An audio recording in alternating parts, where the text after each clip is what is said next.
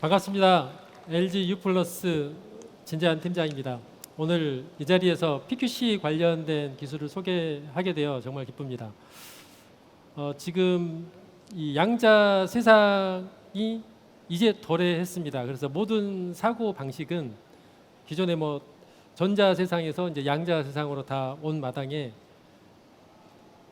모든 건 다 기본이 양자 기반으로 모든 세상을 생각해야 된다고 생각합니다. 암호 또한 기존 방식을 버리고 새로운 양자 시대에 맞는 양자 암호 기술이 필요하다고 생각하고 있고, 저희 또한 그 양자 시대에 맞춰 가지고 양자 암호 기술을 개발하고 있습니다. 오늘은 양자 암호 기술 중에 QKD라는 기술과 PQC 기술이 있는데, 저희가 주도적으로 하고 있는 PQC 기술에 대해서 소개해 드리겠습니다. 먼저 그 암호란 무엇인가에 대한 퀘스천을 먼저 좀 시작하려고 합니다. 암호는 뭘까? 암호는 왜 필요할까? 과거를 한번 쭉 훑어봤습니다. 암호가 필요한 시대에 그 시대에는 무엇이 있었는가? 실질적으로 암호라는 기술은 아주 극소수, 소수의 집단이 사용했던 그 기술입니다. 옛날에 보면은 전쟁 때 특정한 어떤 전쟁 관련된 오더를 하기 위해서 암호 기술을 사용했다든지, 아니면 왕이 특명을 내릴 때 사용했다든지, 그런 기술이 이제 암호 기술입니다. 근데 이제 그런 기술이 점점 대중화되고 우리에게까지 이제 다가오는 세상이 됐습니다. 그래서 저희가 간단하게 이제 1950년대 기준으로 한번 보면은, 그때만 해도 어떤 기계식 암호화를 가지고 암호를 하는 그런 방식이었고요. 근데 70년대가 들어오면서 퍼스널 컴퓨터가 많이 발달하게 됐습니다. 그때부터 암호 기술도 점점 복잡해졌고요. 그래서 암호를 해독하려는 노력도 많이 되고, 또 암호화를 어떻게 잘 할 것인가에 대한 고민들도 많이 하게 됐습니다. 근데 지금은 더더욱 그렇습니다. 컴퓨터 기술이 엄청 많이 발달됐고 앞으로 양자 컴퓨터까지 나온다고 합니다. 그런 시대에 지금 우리가 새로운 암호 기술을 이제 준비해야 될 시기가 된 상태입니다. 참고로 보시면은 암호 기술 또한 정부의 특정 소수 집단만의 어떤 소속에서 이제 개인화되는, 모든 사람들이 암호 기술을 가지고 생활하는 암호 기술이 필수인 세상이 이제 됐습니다. 오늘 여러 부스에서 많이 전시했을 겁니다. 양자 컴퓨터. 양자 컴퓨터가 이제 도래했습니다. 양자 컴퓨터가 우리를 이롭게도 해주지만 우리를 상당히 큰 위협에 빠뜨릴 수도 있는 세상이 도래했습니다. 전문가 그룹에게 물어봤습니다. 우리가 지금 누리고 있는 어떤 그 개인이 사용하고 있는 보안 체계를 얼마나 앞으로 양자 컴퓨터가 무너뜨릴 수 있을 건가? 조사를 해봤더니 한 5년 안에 한 2% 정도? 그 정도 수준에서는 지금 암호체를 무너뜨릴 수도 있다. 시간이 가면 갈수록 한 30년 안에는 대부분 전문가들이 그렇습니다. 현재 암호체는 쌍그리 무너진다. 요즘에 그 비트코인 이야기 많이 하지 않습니까? 비트코인 체계도 무너질 수가 있습니다. 그래서 여기에 대한 대응책이 필요한 거고, 이걸 극복하기 위해서 양자암호 기술 QKD와 PQC가 대결하면서 새로운 세상을 만들어 나가고 있습니다. 양자암호 준비는 그러면 언제 준비를 해야 될까? 저희가 LG U+가 생각하는 것은 바로 지금입니다. 우리가 어떤 알고리즘을 만들고 알고리즘으로 전환하는 그 시기에 이미 양자 컴퓨터가 만들어져서 완료가 돼서 기존 암호 체계를 무너뜨린다면은 우리의 모든 정보가 노출돼 버립니다. 그래서 지금 우리가 암호를 전환하는데 한 10년 정도 걸릴 거라고 저희는 생각은 하는데, 지금 양자 컴퓨터가 5년 안에 만약에 개발이 된다고 하면 5년 동안에 그 암호가 노출되는 그런 시기를 겪게 됩니다. 상당히 큰 위협으로 다가오는 거죠. 그래서 지금 당장 우리가 갖고 있는 암호 체계를 빨리 전환을 해야 된다는 게 저희의 생각입니다. 조금 전에 이야기했듯이 양자암호 기술에서는 크게 두 가지가 있습니다. 퀀텀 키 디스트리뷰션이라는 양자 역학, 양자 특성을 이용한 암호 기술과 수학적 난제를 이용한 PQC 알고리즘, 크게 두 가지가 있습니다. 간단히 설명을 하게 되면 QKD 같은 경우는 양자 키를 양자 특성을 이용해서 보냅니다. 그래서 전달을 하고 그 키를 가지고 데이터를 인크립션해서 전달하고 해독하고 하는 형태를 취한다고 하면, PQC 같은 경우는 수학적 알고리즘에 의해서 발생되는 키를 가지고 암호하고 복호하는 과정을 통해서 데이터를 전송을 합니다. 그러다 보니 QKD 같은 경우는 물리적인 제약을 가질 수밖에 없습니다. 우리가 지금 저기에서 사용하는 QKD 기술은 우리가 잘 알고 있는 빛 알갱이를 가지고 사용하는 기술입니다. 그러다 보니까 빛이 갈 수 있는 길이 아니면 저 기술은 활용하기가 상당히 어렵습니다. 예를 들면 광 케이블을 통해서 간다든지 아니면 눈으로 보는 거리에 있는 무선일 경우는 그런 경우일 경우에만 QKD 기술이 이용할 수 있지만, 그러지 않는 세상에서는 QKD 기술을 사용하기가 좀 어려운 부분이 있습니다. 그리고 여기서 이제 참고사항으로 이 보안 세상으로 가려고 하면, 보안 세상에서는 상대방을 인지하고 인지한 사람과 내가 암호키를 교환을 하고 그 암호키 교환하는 걸 가지고 데이터를 인크립션해서 전송하는 이 세 가지 요소가 필요합니다. 하지만 QKD 기술 같은 경우는 내가 키를 전달하고 인크립션하는 기술은 충분히 활용할 수 있지만은 상대방을 인지하는 기술이 좀 부족한 좀 아쉬움이 있습니다. 그래서 저희는 두 가지 기술을 검토하다가 LG U+에서는 일단 지금 당장 필요한 암호 기술은 PQC다 생각하고 PQC에 중점적으로 지금 개발을 진행하고 있습니다. LG U+가 생각하는 통신 환경입니다. 지금 통신 환경은 엄청나게 복잡합니다. 클라우드 서비스를 위해서 데이터 센터에 많은 서버들이 들어가야 되고, 그리고 고객에게 단말과 연결하게 한 복잡한 통신망 구성이 되어 있습니다. 거기에 우측에서 보시는 바와 같이 그 통신선로를 연결하기 위해서 광 케이블을 깔고 거기에 전송 장비, 그 위에 라우터, 그 위에 또 응용 서비스, 여러 가지 서비스들이 올라가서 하나의 전체적인 통신망 구성을 하게 됩니다. 이런 구성에서 우리가 모든 레이어에 암호 기술을 적용해야 됩니다. 하지만 물리적인 제약을 갖고 있는 QKD는 좀 제약사항이 많이 있어서 저희는 모든 게이에 PQC를 적용하기 위해서 PQC를 선정하고 각 게이별 암호 기술을 적용하고 있는 상태입니다. 저희 부스를 방문해 보시면 물리적인 계층부터 저기 응용 계층까지 다양한 암호 기술을 개발한 사례를 전시해 놨으니까 보시면 많은 도움이 되실 걸로 판단이 됩니다.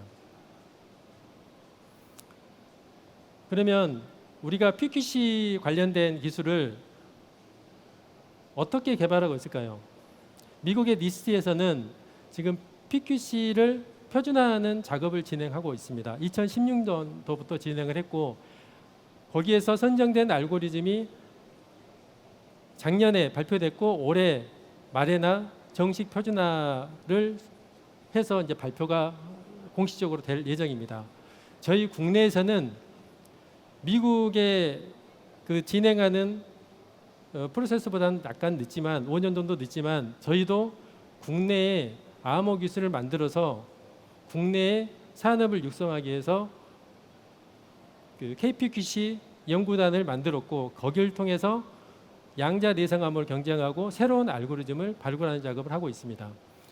올해 저희도 하반기 11월 정도 되면은 국내에서 많은 고민이 있는 암호 알고리즘이 발표되고 그 암호 알고리즘 가지고 보다 많은 서비스를 할 수 있게 되지 않을까 생각하고 있습니다.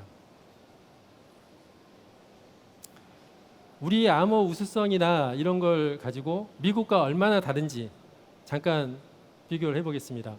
수학적 난제를 이용하는 거라고 했습니다. PQC 알고리즘은. 네, 수학적 난제에 보통 중요한 한 5가지 정도의 부류의 수학적 난제가 있습니다.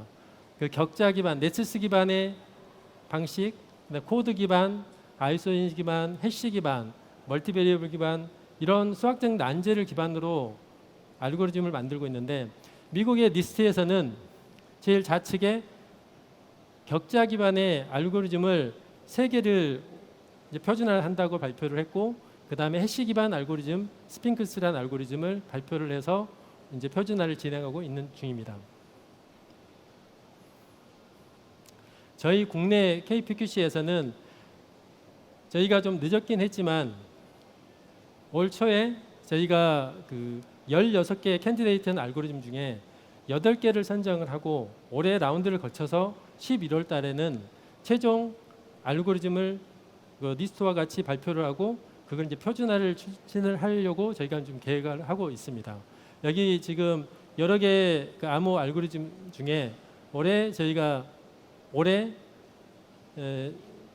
지금 라운드를 그 거치고 있는 암호 알고리즘이 레티스 기반, 그 다음에 코드 기반, 연기식 기반, JKP라는 연기식 기반, 이런 알고리즘 기준으로 저희가 지금 라운드를 열심히 벌치고 있는 상태입니다. 저희가 이런 알고리즘을 개발했을 때 저희가 중요하게 생각하는 포인트들이 있습니다.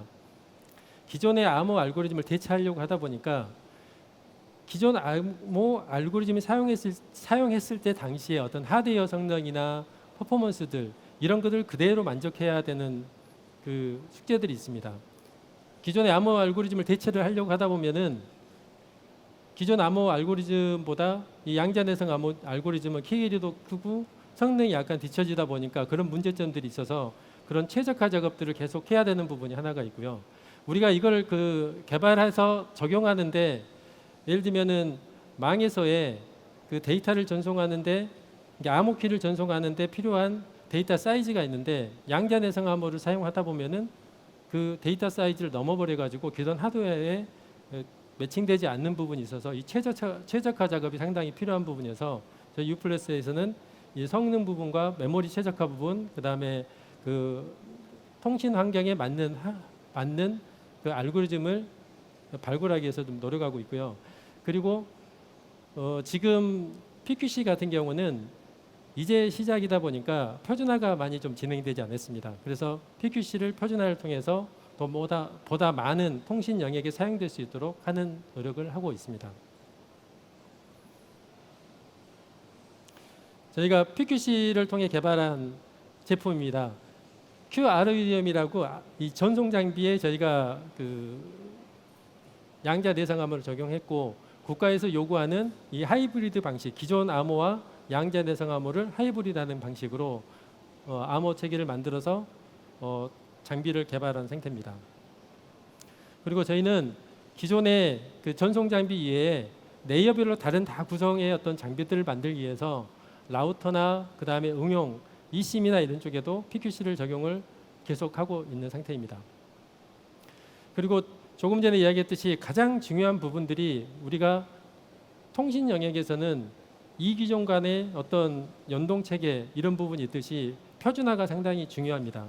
표준화되지 않는 제품을 사용해서 제공했을 경우에 또 이슈가 발생하는 상태가 있기 때문에 저는 표준화 작업과 같이 이 작업들을 진행하고 있고 저희가 양자 내성 암호를 가지고 시범 서비스했던 사례를 국내 TTA에 표준화를 시켰습니다. 표준화를 시키고 이거를 좀 더 보다 확장성 있게 글로벌하게도 표준화를 시키는 작업을 지속적으로 저희 회사에서는 할 예정입니다.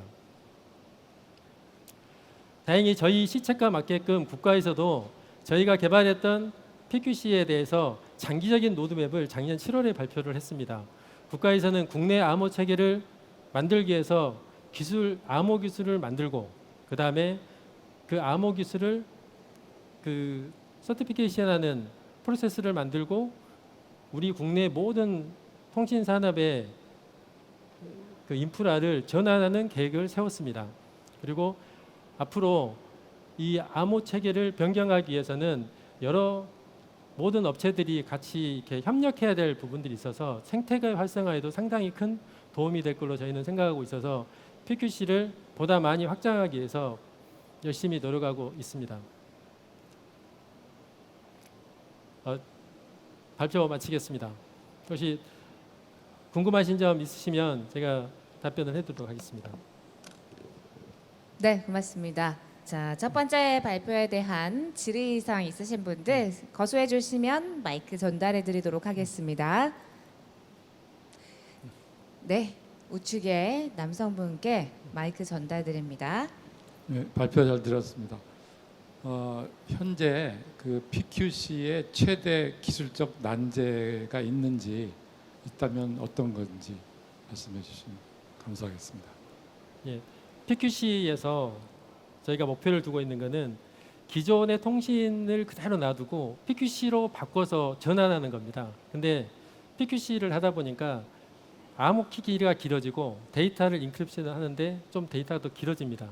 그래서 저희가 지금 계속 고민하는 것은 기존 암호 체계 유지하고 기존 인프라를 유지하기 위해서 최적화 작업을 계속하고 있습니다. 최적화 작업이 꽤 오래 걸려서 좀 들어갈 거라고 그렇게 생각하고 있습니다. 근데 이제 일종의 컴패티빌리티를 고민하고 계신 것 같은데 그 내적인 알고리즘이나 이런 것은 좀 어드밴스돼 있어도 기존의 틀을 좀 유지하고 싶으신 거 아닌가요? 예, 맞습니다. 그렇다면 이제 뭐 패킷 사이즈라든지 그 CPU 소모량이라든지 이런 것들을 할 때 이제 최적화라고 이렇게 뭉뚱그려서 말씀드렸는데 대체로 그런 경우는 이제 앞으로도 있을 거고 과거에도 있었고 그런데 대체로 그런 전략들이 어떻게 이루어지나요? 최적화라는 것은 열심히 테스트해서 한다는 얘기는 아닌 것 같고 뭔가 새로운 새로운 아이디어가 있어야 될 것 같은데 예, 그걸 최적화라고 또 불러야 되나요? 저희가 지금 통신 환경에서는 사실 디바이스들이 여러 가지가 있습니다. 이 네트워크 디바이스는 상당히 크고 거기에 사용하는 CPU나 메모리가 좀 빵빵합니다. 그럴 경우는 저희가 최적화가 필요 없이 기존 암호, 현재 암호도 적용돼서 하더라도 그렇게 문제가 없는데요. 지금 이제 IoT나 조그만 디바이스 같은 경우는 이게 좀만 키가 길어져도 CPU가 성능을 발휘 못한다든지 그 메모리 영역이 꽉 차버립니다. 그래서 이제 그 부분들을 해결하기 위해서 저희가 어떻게 노력하고 있냐면은 저기 조금 전에 설명했듯이 그 알고리즘이 여러 분야에서 개발이 되고 있는데 수학적 난제 기반으로 그 알고리즘을 1차적으로 선택을 하는 겁니다. 왜냐하면 키를 가장 작게끔 만든 알고리즘 그걸 먼저 하고요. 그 다음에 그 작게 만든 알고리즘에 또 이게 최적화가 나름 좀 기술인데 어떻게 그 키 사이즈를 줄일 건가 하는 거를 좀 그 알고리즘을 적용하면서 고민하면서 코딩도 하고 하면서 그걸 좀 CPU 성능도 줄이고 메모리도 작게끔 만드는 작업 그거를 하고 있습니다.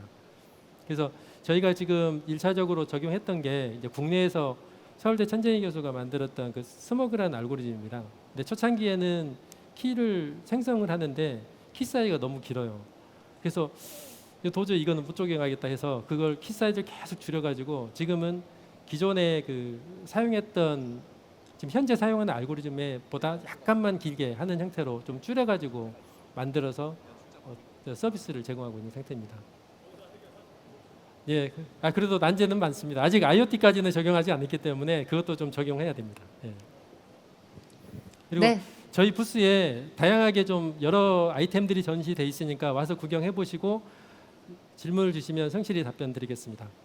네, 고맙습니다.